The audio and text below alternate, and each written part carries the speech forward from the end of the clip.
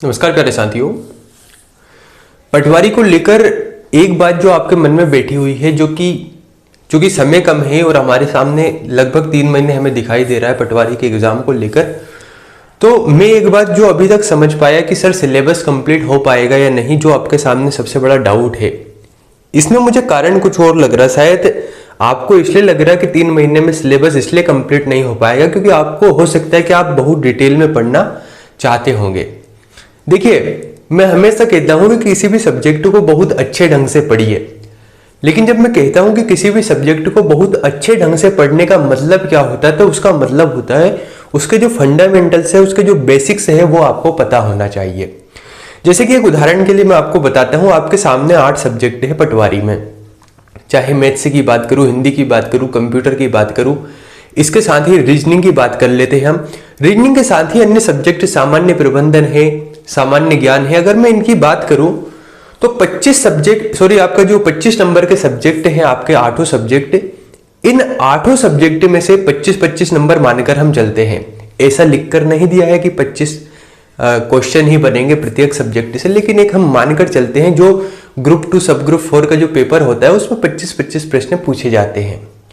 तो एक बात आपको समझना होगा कि 25 प्रश्न में से 25 प्रश्न लाना तो आपकी यहाँ पर कह सकते हैं 100% तो ये है नहीं कि आपको 25 में से 25 ही लाना है। यानी किसी सब्जेक्ट में हम 25 में से 22 भी ले आए, किसी में 20 भी ले आए, किसी में 18 भी ले आए, तो हमारा काम हो जाता है। और ये अंक लाने के लिए हमें किसी भी सब्जेक्ट में पीएचडी करने की जरूरत नहीं है, यानी उसे बहुत गहराई से पढ़ने की जरूरत नहीं है। उसे सरफेस लेवल पर हमें पढ़ना है, सतही लेवल पर पढ़ना है, उसके फंडामेंटल, उसके बेसिक्स पर काम करना है। जैसे एक बात मैं आपको समझाता हूं, उदाहरण के लिए सामान्य ज्ञान को हम लेते हैं, एमपीजी के आप सभी ने पढ़ा है। अब जैसे मैं कह दूं आपसे कि मध्य प्रदेश के पठारों के बारे में प्रश्न पूछा जाएगा, जैसे मान लेते हैं उदाहरण के लिए मालवा के पठार में प्रश्न पूछा जाएगा, तो 2 तरीके हैं मालवा के पठार को पढ़ने के। या तो आप उसमें पढ़े कि इसका अक्षांशीय विस्तार कितना है, इसका देशांतरीय विस्तार कितना है, ये पढ़ देखें।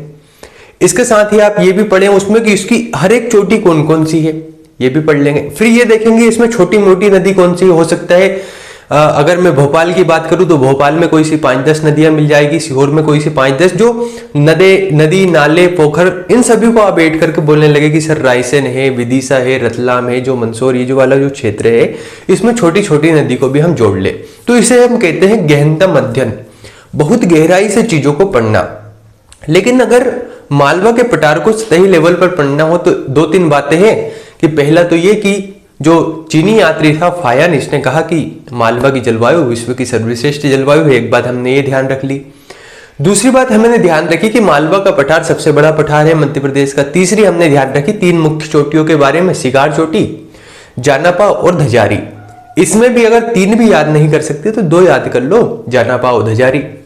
नदी के बारे में सबसे बड़ी नदी चंबल नदी निकलती है, कहने का मतलब यह है। और एक मिट्टी के बारे में याद रख लीजिए, उसके पीछे कारण यह है कि मालवा के पठार की जो मिट्टी है, काली मिट्टी, ये मध्य प्रदेश में सबसे ज्यादा पाई जाती है, इसलिए यह कहीं ना कहीं एक महत्वपूर्ण है।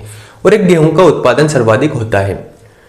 तो कहने का मतलब यह है, अगर आपको पटवारी बनना है तो हमें सब्जेक्ट में पीएचडी नहीं करना है, बल्कि हर सब्जेक्ट को सतही लेवल पर पढ़ते हुए आगे बढ़ना है, और उतना ही पढ़ना है जितना हमारे एग्जाम के पॉइंट ऑफ व्यू से महत्वपूर्ण है।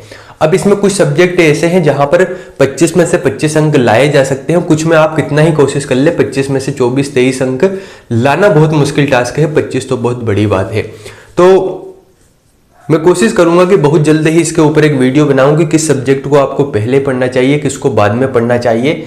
लेकिन मेरी एक बात समझिए, अगर आपको सिलेक्शन लेना है और आपको समय कम लग रहा है तो वह इसलिए लग रहा होगा क्योंकि आप एक एक टर्म, एक एक शब्द, एक एक चीजों पर आप पीएचडी करना चाहते हैं, आप बहुत गहनतम बनना चाहते होंगे। आपको लग रहा होगा कि क्वेश्चन यहाँ से अगर मैं बात करूं कि जो गहराई से ही प्रश्न बनते होंगे, तो ऐसा बिल्कुल नहीं है। आपको एक बात समझना होगा कि जब प्रश्न पूछा जाता है तो बहुत सतही लेवल से पूछा जाता है।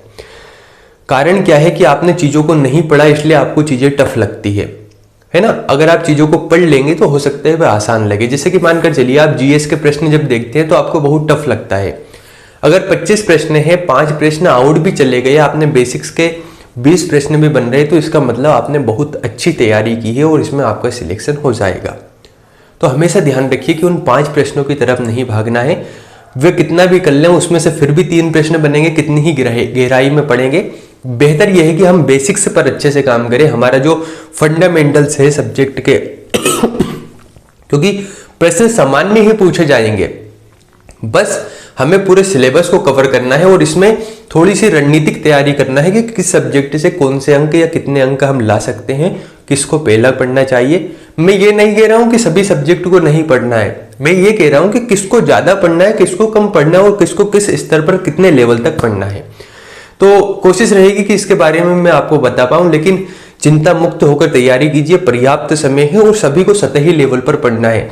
इस बात को जो समझ पाया है ना, अगर आप पेपर का एनालिसिस करते हैं किसी भी पेपर का, तो आप समझ पाएंगे कि ये कितनी गहराई वाली बात है। अभी आपको ये बात समझ में शायद नहीं आ रही होगी, जब आप पेपर देखते हैं तब आपको समझ में आता है। जैसे उदाहरण के लिए मैं एक बात बताता हूं आपको एक सब्जेक्ट को सतही लेवल पर कंप्लीट कर लीजिए। किसी भी एग्जाम की तैयारी कर रहे एक सब्जेक्ट को अच्छे से कंप्लीट कीजिए और आप एक दूसरे सब्जेक्ट का किसी 2 या 3 चैप्टर को बहुत गहराई में पढ़िए। तो जिस चैप्टर को आपने बेसिक लेवल पर, सतही लेवल पर, सरफेस लेवल पर भी तैयार किया है ना, उसके प्रश्न लगाइए। तो अगर 25 प्रश्न आ रहे, 20 प्रश्न आ रहे, तो 15 से 18 प्रश्न आपके सही होंगे। और उतने ही समय में आपने किसी दूसरे सब्जेक्ट को कवर किया बहुत गहराई से, जिसमें केवल 2 टॉपिक कवर किए, तो आप पाएंगे कि वहां पर भी औसत इतना ही निकल रहा है, यानी वहां पर 20 में से मुश्किल से आप 2 या 3 प्रश्न हल कर पाएंगे। तो बेहतर है 18 क्वेश्चन से 20 में से लाना, या बेहतर है आपके लिए 20 में से 4 क्वेश्चन लाना। यह आपके ऊपर निर्भर करता है। बस आपको समझना होगा कि तैयारी का वे क्या करना है, आपकी रणनीति कैसी होनी चाहिए। सही रणनीति से तैयारी करेंगे तो सिलेक्शन क्यों नहीं होगा, बिल्कुल होगा। मेहनत करना है, अच्छे से तैयारी करनी है, रणनीतिक तैयारी करना है। जहां जितनी मेहनत करनी है उतनी ही करनी है। ऐसा नहीं कि बहुत ज्यादा अति कर बैठते हैं किसी सब्जेक्ट में। अगर आपको कोई सब्जेक्ट रुचि वाला भी लगता है तो पटवारी की वैकेंसी के बाद, सिलेक्शन लेने के बाद उसे हमें अच्छे से पढ़ लेना है। अभी हमें केवल उतना पढ़ना है जितने हमारे काम का है। तो प्यारे साथियों, बिल्कुल लगातार पढ़ते जाइए और चैनल पर पहली बार आए हैं तो लाइक सब्सक्राइब जरूर कीजिए। बहुत बहुत धन्यवाद।